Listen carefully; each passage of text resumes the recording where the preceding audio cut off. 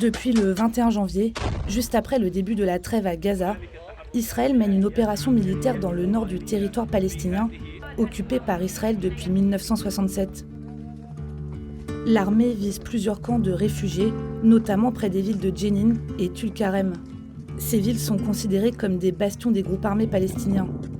La semaine dernière, Israël a déployé des chars dans le secteur, pour la première fois depuis la seconde intifada, le soulèvement palestinien qui s'est déroulé de 2000 à 2005.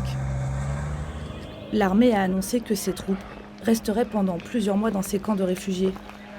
Une situation qui provoque l'angoisse de la population, d'autant que des dirigeants israéliens ont exprimé à plusieurs reprises le souhait d'annexer des pans entiers de la Cisjordanie.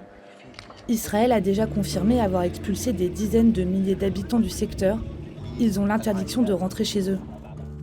À Tulkarem et à Jenin, l'armée a démoli des dizaines d'immeubles d'habitation à l'explosif. Selon le porte-parole du gouvernement israélien, des dizaines de terroristes ont été éliminés. Depuis le début de la guerre à Gaza, le 7 octobre 2023, au moins 900 Palestiniens ont été tués en Cisjordanie occupée par des soldats ou des colons israéliens, selon le ministère de la Santé palestinien. Au moins une trentaine d'Israéliens, dont des soldats, ont été tués dans des attaques palestiniennes ou lors d'opérations militaires israéliennes, selon les données officielles du pays.